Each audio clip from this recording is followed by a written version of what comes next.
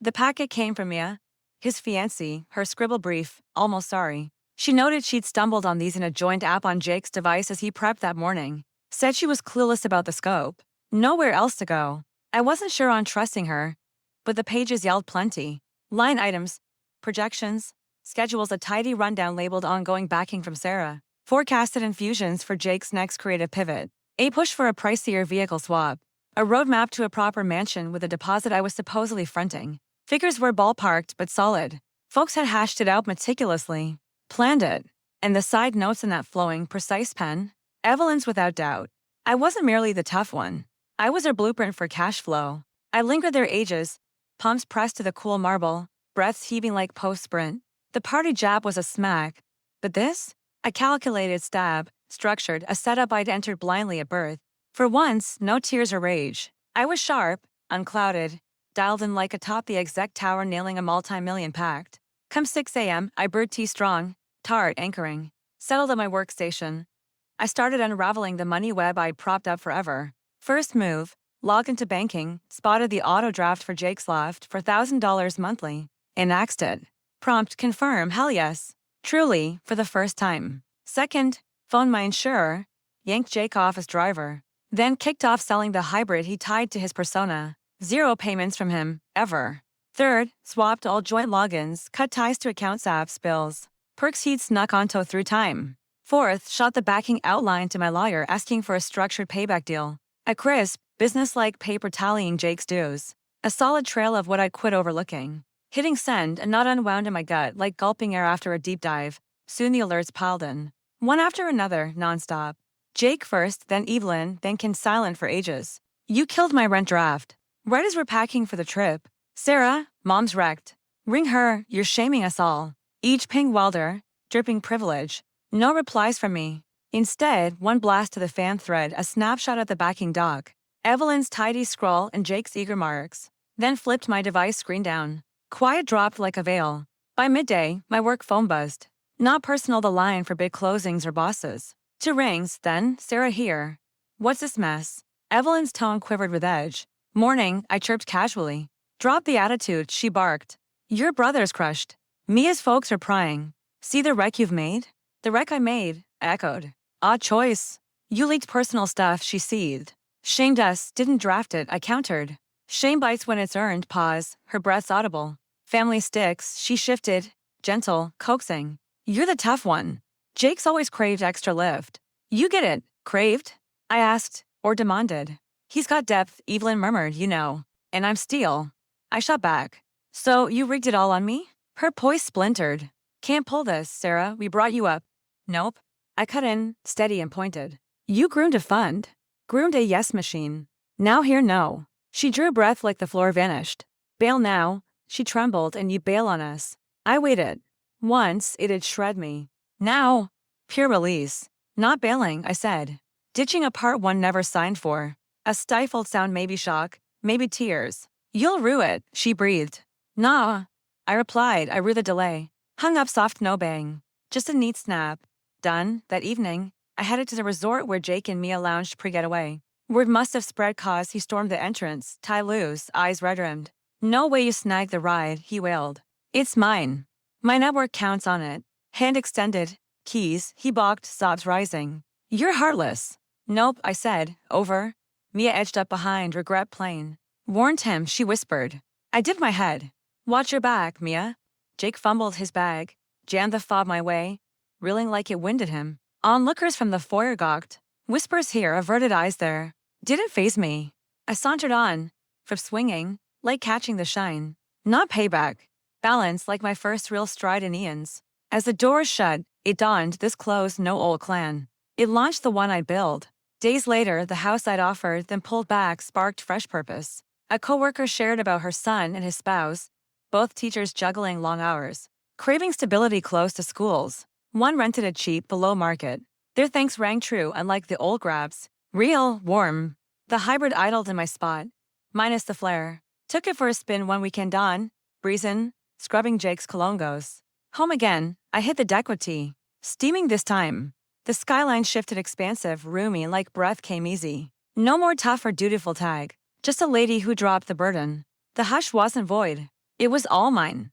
Key takeaway: no stands alone. Limits aren't mean their lifeline. Stepping from an unchosen spot didn't shatter kin. It exposed the core. If this rings true, drop your tail below. Hit subscribe for more. You've got company. At my brother Jake's engagement party, I presented him with the title to a completely paid-off $500 Zero house. He picked it up like it was junk mail, glanced at the street name, and let out a snort so loud it drowned out the chatter. Not the vibe I'm going for. I can't be stuck in that boring suburb. Over 150 people paused, eyes on me, expecting me to shrink away. But I held steady, a switch flipped deep inside, cool, clear, irreversible. I grinned back at him, knowing right then that he had no clue about the storm he'd just unleashed, and neither did anyone else there. I'm Sarah, 40, an executive who closes huge corporate mergers. The ones where one wrong detail can tank everything. Folks imagine me in power outfits, corner offices with killer views, a world of strategy and command. Sure, that's true enough. But they miss the burnout, the endless 80-hour grinds, the stale takeout piled up, the solitary cab rides through a bustling metropolis that always feels a bit foreign. Yet I've always held it together, like I was built for the punches. That's how I grew up. My mom, Evelyn, loved assigning roles like she was directing a lifelong script with no edits. Sarah's the tough one. She'd announce at family barbecues or holiday dinners, her voice warm but locked in. Then she'd look at Jake and say, "And Jake's the visionary one." We'd all chuckle, buying into the neatness of it. But those tags weren't just fun, they were blueprints. Tough meant reliable. Reliable meant accountable. Accountable meant I filled the voids, handled the debts, the messes, the heartfelt fixes. Visionary meant free from fallout. Dreamy, delicate, deserving of cushions. I acted like the tilt didn't bother me for ages. When Jake lagged on his $4,000 monthly loft in the hip urban spot, he swore fit his image I'd cover it. When he griped that his old truck clashed with his entrepreneurial hustle, I backed the loan for that flashy hybrid he craved. When he chased seminars, mentors, branding shoots racking out thousands, I'd wire the cash without a second prompt. I convinced myself it was short-term, that he needed a boost, that he'd eventually fly solo. But really, it boiled down to this: I'd been wired to think my value was in the handouts, being the tough one man carrying the load forever. Dad kept to the sidelines back then. He cared for us, I believe, but arguments sent him fading into the wallpaper like an old lamp no one bothers with. If Evelyn decided Jake required something, he never dug into the source of the funds. He figured I'd manage all the while. Jake floated in a realm of golden hour vibes and polished routines, fancy smoothies, motivational reels, collab aspiration, notebooks crammed with affirmations. He branded himself a creator. What he skipped branding was accountable. I should have spotted the buildup. How Evelyn's gaze sharpened if I paused on another bailout. How Jake treated my earnings like his backup fund. How they all cheered my reliability while I frayed silently under the strain. In hindsight, the clue screamed. I never guessed the snap would hit so openly, sparked by one cutting chuckle. Engagement bashes should buzz with cheer toasts ringing, lights twinkling softly as dusk falls. Folks mingling with effortless grins. Jake's felt like a staged photo shoot. Every detail primed for his socials, glowing lanterns, an oversized balloon set up dwarfing the crowd, attendees grouped by style overbonds. Even the playlist screamed feed ready. I approached him with the envelope clutched tight, assuring myself this was a reset point, a clean slate, a move grand enough to show I was more than the tough one, I was family. He lounged by the main setup, beaming in his tailored shirt, phone propped as he tweaked his pose mid-chat. Spotting me, his grin widened for the lens until he clocked the packet. Is this some toast? Make it quick," he muttered with a smirk. "It's a surprise." I replied, "Something big." The band dialed down the volume like it was scripted. People leaned in, a few whooped, figuring a touching scene was brewing. I handed over the title. At first, it didn't click for him. Then he caught the address, the figures, the paid in full stamp. His brows shot up, not in thanks, but appraisal. And then the chuckle erupted, not the bashful type when someone's floored. It was pointed, theatrical, meant to echo. Faces whipped our way. His fiancée halted in her tracks. "Not the vibe I'm going for," he announced, his words booming over the speakers hooked to his lapel. "I can't be stuck in that boring suburb." Uneasy giggles spread like wildfire. Some joined in, assuming a prank. Others just went along awkwardly. A handful stayed silent, eyes locked on me. Bracing for the meltdown, my chest squeezed. The room blurred for a beat, the ground felt shaky under my flats. But no tears, no outburst, no wince. Evelyn materialized next to him like she timed it, sweetie. She soothed Jake, tucking a strand behind his ear. "Sarah's got good intentions. She's just sensible. It stung worse than the snort. Jake shrugged, still mugging for shots. No biggie. She likely overlooked my aesthetic. Not her scene.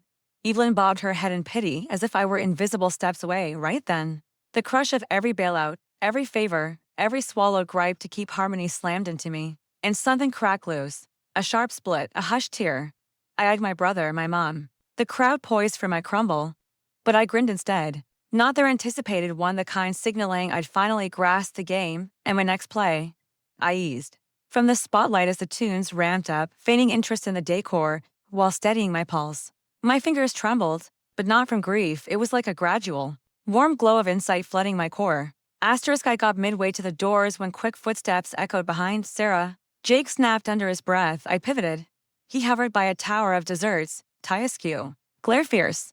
What the hell? Trying to make me look bad.